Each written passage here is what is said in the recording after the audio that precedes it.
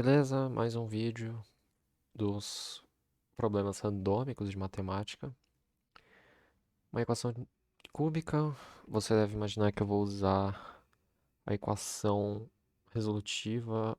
Equação não, né? A fórmula resolutiva para equações de terceiro grau, para encontrar uma das raízes, e a partir dessa primeira raiz, fazer Brillo-Ruffini, descer o grau da equação para 2 e aplicar teorema. Teorema não. A fórmula de Bhaskara, né?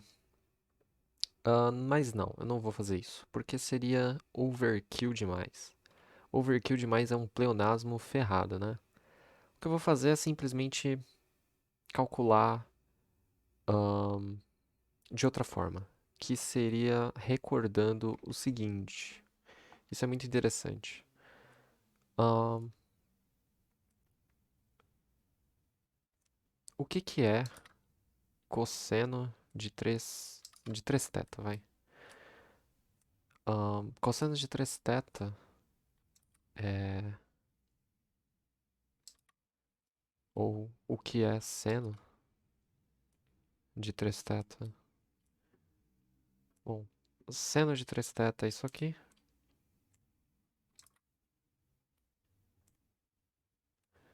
E cosseno de 3 θ é isso aqui.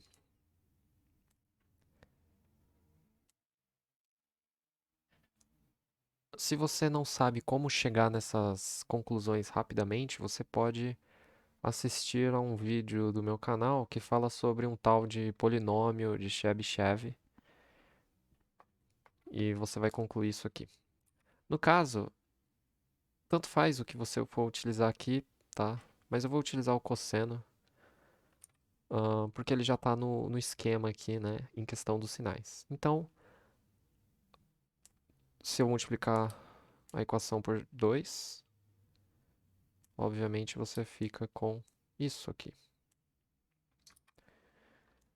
E essa é a utilidade do polinômio de Chebyshev numa prova, porque a partir dele, a partir dos vários cossenos, ah, cosseno de 5 θ, de 6 θ, você cria equações em função desses cossenos de θ, né?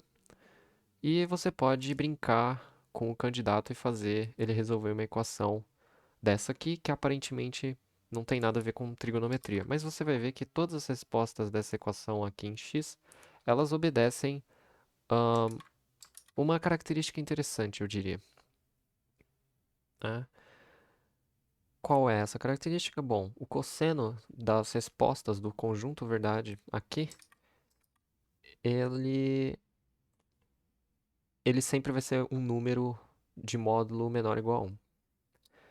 Então vamos lá, chega de enrolação, né? Vamos simplesmente chamar x ao cubo, então. Aliás, x de cosseno de θ, né?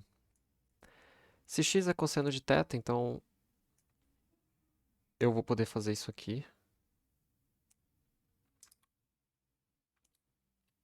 E olha só que facinho. Você chegou à conclusão que melhorar esse zero, cosseno de 3θ é igual a meio.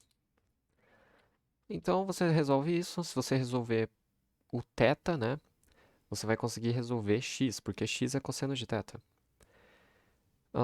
Bom, como aqui você só tem 3 raízes possíveis, né, já que é uma equação cúbica, você só pode ter 3 raízes. As demais, então, que derivarem dessa equação trigonométrica, elas vão se repetir, apesar de serem escritas numa forma, representação diferente, né?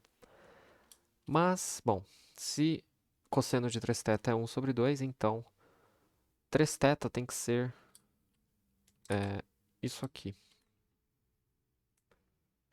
Sendo que k é inteiro, né?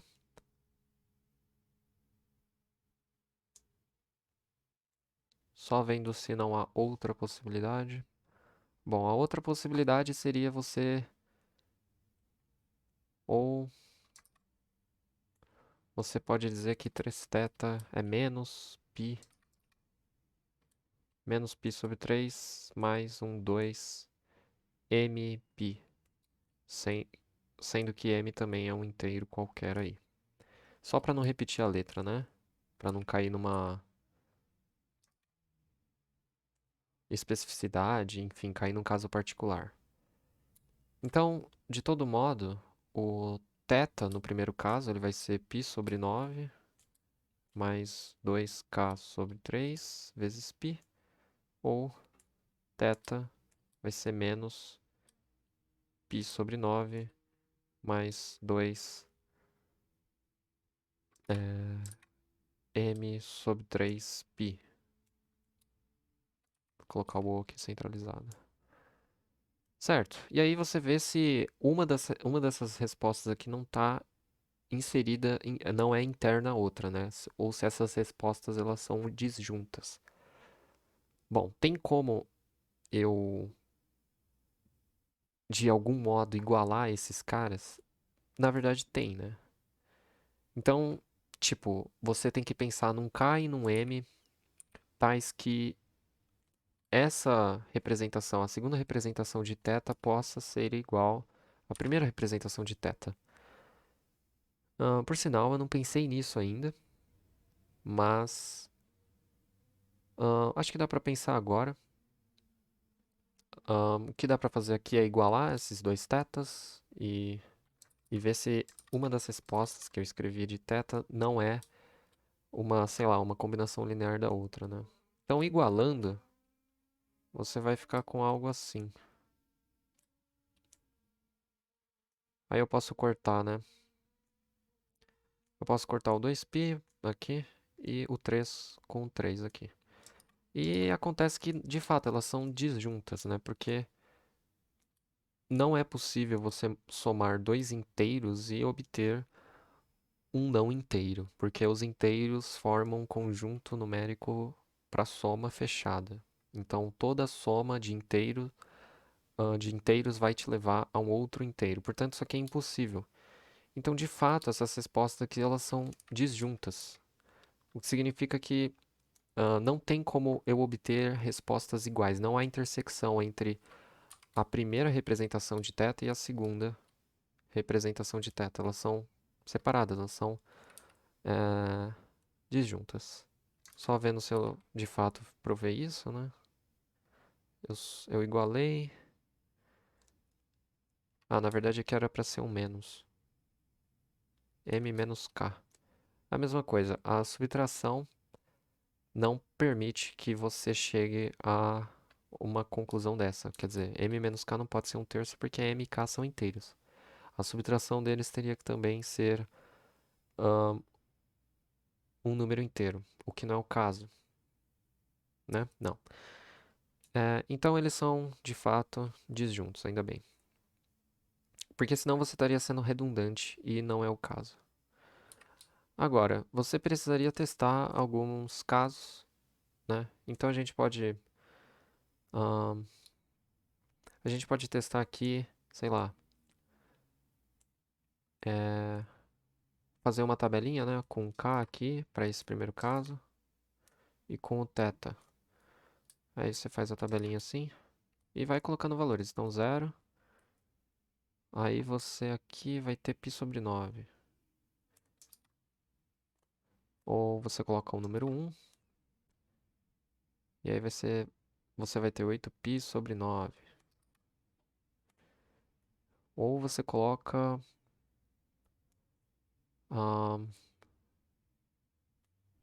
o 2, por exemplo. Aí vai dar 13π sobre 9. Você percebe que ele está indo de... deixa eu ver aqui se eu estou cometendo algum erro. Acho que sim. Aqui não é 8, aqui é 7. 7. Estou indo de 6 em 6, né? Então daqui para cá você foi mais 6, né? No numerador eu digo, né?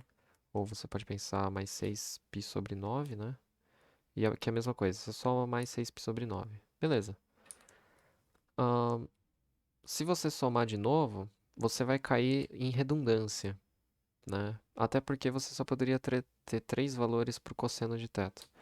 Agora, fazendo aqui para o segundo caso, aqui não é mais km.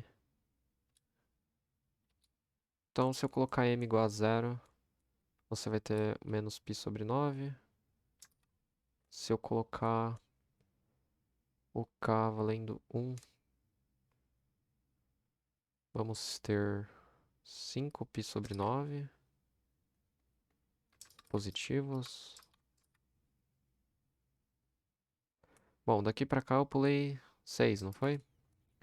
Então aqui claramente vai ser 11π sobre 9, quando você chegar no m igual a 2. Vai ficar 12 menos 1, 11π sobre 9. Mesma coisa, você está indo de 6π sobre 9, de 6π sobre 9 em 6π sobre 9. Até é meio difícil falar isso. Agora, isso realmente importa no fim das contas? É, é aí que tá, né?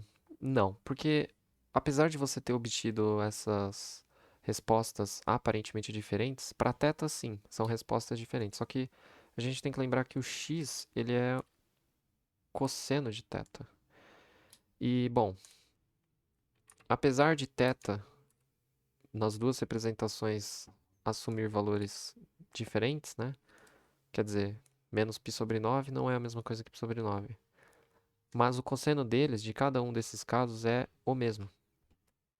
Então, a primeira raiz pode ser o cosseno de π sobre 9, que é a mesma coisa que o cosseno de menos π sobre 9. E por quê? Porque cosseno é uma função par, né? E aí eu não preciso mais dizer nada. Então, x1 é cosseno de π sobre 9. Agora x2. X2 pode ser cosseno de 7π sobre 9. Será que isso é a mesma coisa que um desses dois aqui que eu escrevi? Hum, bom, pode ser que sim. Sinceramente, eu não sei ao certo se isso é fato. Se cosseno de 7π sobre 9 é a mesma coisa que cosseno de 5π sobre 9, mas eu acho que sim. Como que eu poderia provar isso? Bom, na verdade, não. Obviamente, eles não vão ser iguais. Cosseno de 5π sobre 9 e o cosseno de 7π sobre 9. Mas o cosseno de 7π sobre 9 é a mesma coisa que o cosseno de 11π sobre 9. E por quê? Bom, porque eles são replementares, ó. 7π sobre 9 mais 11π sobre 9 totaliza 18π sobre 9, só que isso é 2π. E quaisquer ângulos que somem, cuja soma resulte em 2π, eles apresentam o mesmo cosseno. Como assim? Eu vou pegar um caso trivial, né? Fazer os eixos lá do círculo trigonométrico. Então, se você pegar o 45 graus, ou π sobre 4, e aqui você pegar o menos 45 graus, que seria 315 graus, a mesma coisa, você vê que, primeiro que eles dão 2π a mesma coisa que zero no círculo trigonométrico. Claro que, assim, você não pode igualar essas coisas fora desse contexto, porque 0 e 2π eles contabilizam, por exemplo, duas respostas, mas eles localizam-se no mesmo ponto do círculo trigonométrico. Então, eu posso dizer mais ou menos assim, com um grau de formalismo baixo, que eles são a mesma coisa. Então, eu somar 45 graus com o menos 45 vai me levar para o 0 graus, que é onde está o 2π. Então, de fato, e você sabe que eles têm o mesmo cosseno. Então, de fato, eu provei aí que 7π sobre 9 e 11π sobre 9 têm o mesmo cosseno, né? Beleza. E, por fim, o x3, que é a terceira raiz. Note que todas elas são reais. Elas são complexas de parte imaginária nula, se você for meio chato, né? E 13π sobre 9 é replementar com 5π sobre 9. Então, apesar de não ter sido exatamente na ordem correspondente do K, a gente provou isso aqui. Então, se você colocasse as respostas nessa forma aqui, não estaria errado porque é a mesma coisa. No fim das contas, escrita de maneira diferente, né? E por que que deu 3 raízes reais? Será que é possível saber, sem o teorema de Bolzano, que seriam 3 raízes reais? Teria como sim. Como que você faz isso? Bom, o que que eu vou fazer aqui? Eu vou pegar essa expressão, 8x ao cubo menos 6x menos 1, e eu vou dividir todo mundo por 8. Por 8. Então aqui vai dar menos 3 sobre 4, né? 6 sobre 8. X e menos 1. E aí, bom, vou usar aquela fórmula resolutiva de equação de terceiro grau, que uma das raízes dessa belezura aí, dessa equação cúbica, vai ser... Opa, deixa eu escrever mais para baixo que facilita a minha vida. Bom, isso não importa. Se você quiser ver o vídeo, posta aí nos comentários que eu tento endereçar o link do vídeo da equação resolutiva de equações, a fórmula resolutiva de equações cúbicas para saber exatamente do que eu estou falando. Mas a gente sabe que o que importa mesmo para a análise de discussão dessas raízes de uma equação cúbica seria esse termo aqui na raiz quadrada, né? Que é o tal do Q sobre 2, tudo isso ao quadrado, o Q sobre 2 sobre 4, somado com P sobre 3, tudo isso ao cubo, ou P ao cubo sobre 27. Então, a nossa análise ela tem que se debruçar sobre isso aqui, né? Q ao quadrado sobre 4 mais P ao cubo sobre 27. Vamos chamar ele de delta, né? Como se fosse o discriminante lá da fórmula resolutiva de equação de segundo grau, a Bhaskara. Então, eu vou falar que o delta aqui é o Q sobre 2 ao quadrado mais P sobre 3 ao cubo. E nesse caso, o nosso P é menos 3 quartos, então se você levar ele ao cubo, vai dar menos 1 sobre 64. E aí a gente soma com o Q. Q é 1, né? Aqui representa o P e aqui representa o Q. Então Q sobre 2 é o meio ao quadrado 1 quarto, menos meio ao quadrado é 1 quarto. Isso claramente é maior que zero. Certo? Isso é maior que zero. Ou eu cometi algum engano aqui, ou PQ... Ah, claro, aqui não é 1. Aqui é 1 sobre 8. Esqueci de dividir, de fato. Então, de novo, foi mal aí. Q é 1 sobre 8, então aqui vai ficar 16 ao quadrado, que é 256. Claro, tinha que dar negativo. Então, nosso discriminante aqui deu negativo. Aí você pensa, nossa, mas lá no equação de segundo grau, quando o delta dava negativo, significava que eu não tinha raízes reais, só tinha complexa. Aqui, nesse delta, nesse discriminante da equação cúbica, quando ele dá negativo, significa que ele vai ter as 3 raízes reais e distintas. Isso eu abordo lá no vídeo de especial de 100 inscritos. Você vê que isso aqui é menor que zero, por quê? Porque esse número aqui, o 256, é 4 vezes maior, e portanto, como ele está no denominador, esse número aqui é maior e um número negativo somado com um número positivo que é menor que ele em módulo, vai dar um número negativo, né? Que condiz, né, com a realidade, porque as 3 raízes... Opa! As 3 raízes, elas são distintas e reais. Cosseno de π sobre 9 é um número real, 7π sobre 9 e assim por diante são todos reais. O que é condizente, né, com que um cara que soubesse disso esperaria. Ele esperaria que as 3 raízes seriam distintas.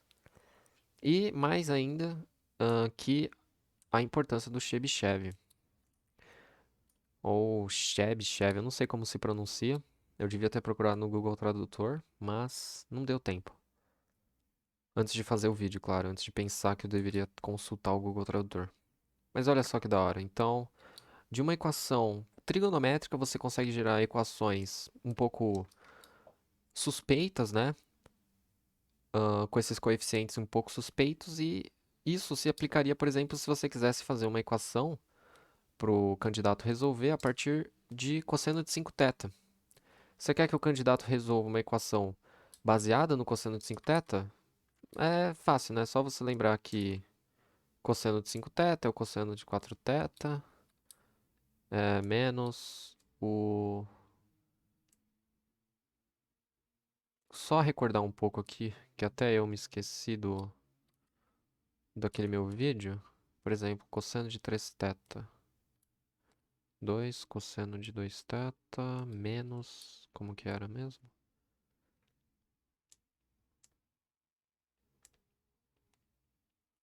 Aqui, se eu não me engano, era o quê?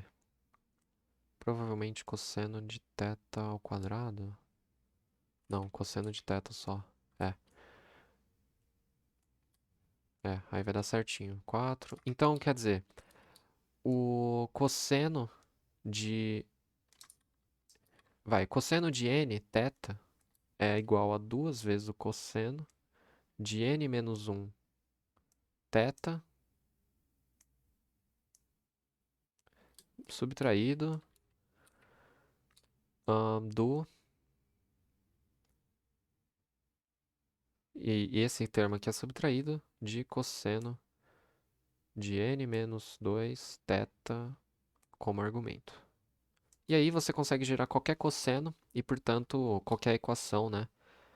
Aí, maluca, pode ser equação de quinto grau, sexto grau, todas elas vão derivar de uma coisa simples, e aí basta que o seu avaliador coloque um coeficiente linear aqui conveniente, né? Tipo 1, sei lá, raiz de 3, alguma coisa assim, para você, a partir dos ângulos notáveis, conseguir safar como eu fiz aqui, né? A partir de uma equação trigonométrica que leva em consideração o cosseno de 3θ. Podia ser cosseno de 5θ, como eu disse, 8θ, sei lá, vai da exigência do seu avaliador. Esse foi o vídeo e até uma próxima.